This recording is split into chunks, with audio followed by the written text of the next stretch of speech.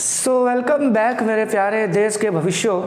आज है life processes का वीडियो नंबर 3। इस वीडियो में डिस्कस करने जा रहे हैं हम nutrition in amoeba and paramecium, unicellular organisms हैं। इनके बारे में हम क्यों स्टडी करने जा रहे हैं, क्योंकि इनका बहुत हद तक रिलेशन है हमारे न्यूट्रिशन के प्रोसेस से। बट फिर भी हमारा जो न्यूट्रिशन का प्रोसेस है, ह्यूमन बीइंग के अंदर जो न्यूट्रिशन का प्रोसेस है वो थोड़ा कॉम्प्लेक्स है। ठीक है, बड़ा स्ट्रक्चर है, बहुत सारे ऑर्गन्स इन्वॉल्व हैं और बहुत तरह के एंजाइम्स वगैरह भी हैं। तो उन सब चीज़ों के बारे में हम डिटेल में डिस्कस करेंगे, लेकिन उसके पहले इसको समझ रहे हैं क्योंकि इनके अंदर ये सारी चीज़ें बड़ी सिंपल तौर पर हो जाती हैं। सेम चीज़ें ह्यूमन बीइंग में भी होती हैं, सेम चीज़ें इनमें भी होती हैं। न्यूट्रिशन के 5 स्टेप्स हैं, वो 5 स्टेप्स हम ह्यूमन बीइंग्स भी फॉलो करते हैं और ये ऑर्गेनिज्म अमीबा और पैरामीशियम ये भी फॉलो करते हैं, सेम 5 स्टेप्स। लेकिन इनके अंदर वही 5 स्टेप बहुत सिंपल तरीके से निपट जाता है, हमारे अंदर ये बड़ा कॉम्प्लिकेटेड है। तो पहले हम इसको आसानी से समझ लेंगे कि ये प्रोसेसेस हैं क्या, और जब हम ये समझ लेंगे तो हम अपने प्रोसेसेस को भी बड़ी आसानी से समझ सकते हैं। क्लियर है? तो शुरू करते हैं न्यूट्रिशन इन अमीबा। अमीबा का स्ट्रक्चर ये रहा आपके सामने। ठीक है, अमीबा के स्ट्रक्चर में आप देख रहे हैं कि फिंगर लाइक प्रोजेक्शंस हैं। ठीक है, पहली बात तो अमीबा इरेगुलर शेप का होता है, लेकिन इसके जो एंड्स पर ना, बॉर्डर्स पर ना कुछ फिंगर लाइक प्रोजेक्शंस बनाता है वो। ठीक है, टाइम टू टाइम वो बनाता है। इसको हम क्या कहते हैं? स्यूडोपोडिया। ठीक है, अब ये स्यूडोपोडिया का काम क्या है? देखो, अगर इसे खाना खाना है, अमीबा को भूख लगी है, उसे खाना खाना है, ठीक है, तो वो 2 मिनट में मैगी बना के नहीं खाएगा। वो क्या करेगा, उसके आसपास कहीं उसको फूड पार्टिकल वगैरह दिखा तो उसके पास पहुंचेगा।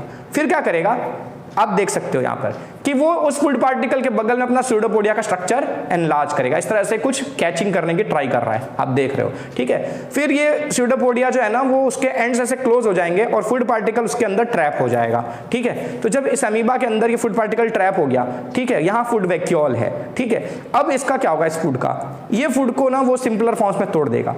कॉम्प्लेक्स चीजों को सिंपलर फॉर्म्स में तोड़ना हमने न्यूट्रिशन के बारे में पढ़ा था। ये कौन सा मोड ऑफ न्यूट्रिशन है? कॉम्प्लेक्स फॉर्म्स को सिंपल फॉर्म्स में तोड़ देना। कौन सा फॉर्म है? Heterotrophic nutrition, right. तो यहाँ पर ये जो फूड इसको मिला है, फूड पार्टिकल जो इसने ट्रैप किया हुआ है, ये एक कॉम्प्लेक्स पार्टिकल है। ठीक है, इस कॉम्प्लेक्स कंपाउंड को ना सिंपलर फॉर्म्स में तोड़ना पड़ेगा, यानी कि क्या करना पड़ेगा, इसका डाइजेशन करना पड़ेगा। तो ये ऑर्गेनिज्म क्या करेगा, अब इसको सिंपलर फॉर्म्स में तोड़ देगा।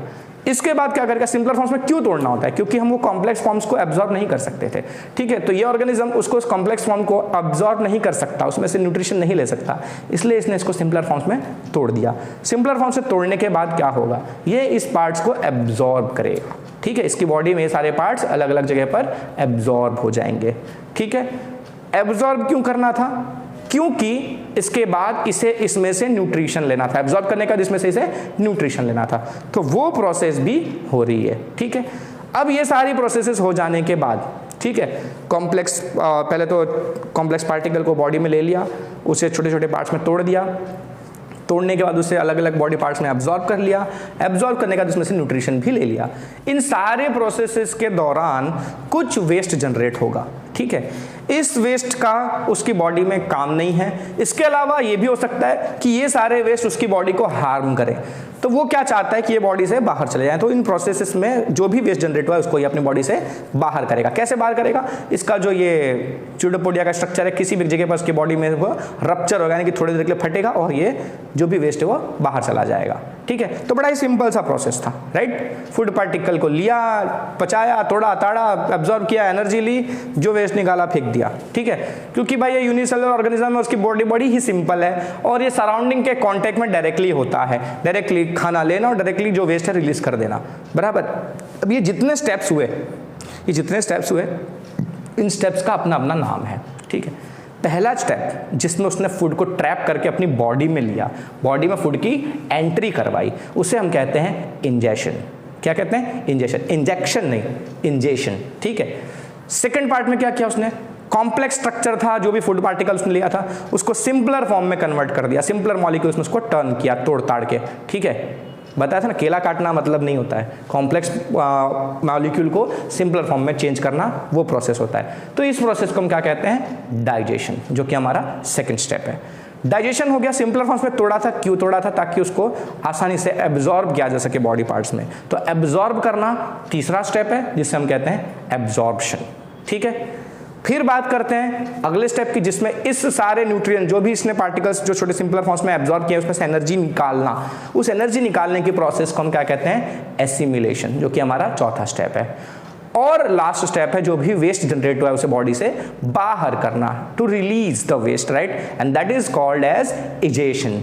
ठीक है, तो टोटल 5 स्टेप्स हुए, right, ingestion, digestion, absorption, assimilation and egestion. ठीक है, तो ये 5 स्टेप्स हैं न्यूट्रिशन के, ये आपके दिमाग में एकदम पक्का स्टोर हो जाना चाहिए। ठीक है, 5 स्टेप्स न्यूट्रिशन के पक्का याद रहेंगे।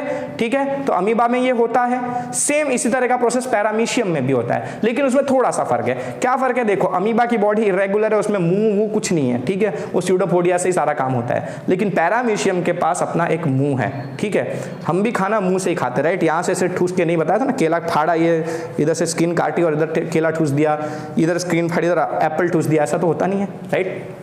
तो डेडिकेटेड स्ट्रक्चर है। तो पैरामीशियम में भी उसका सेल माउथ होता है। ठीक है, उस सेल माउथ से ही वो खाना खा सकता है। पर अगर खाना कहीं और अवेलेबल, उसके माउथ के पास नहीं है, किसी और जगह पर है, तो वो क्या करेगा? आपको पता है, देखो पैरामीशियम के स्ट्रक्चर में आप देख सकते हो, इसमें हेयर लाइक स्ट्रक्चर्स बने हुए हैं, बाल जैसे स्ट्रक्चर्स, इसे हम सीलिया कहते हैं। इसका पूरा डायग्राम डिटेल में आपने 9th में पढ़ा है, मुझे पता है 9th में आपने याद भी किया था।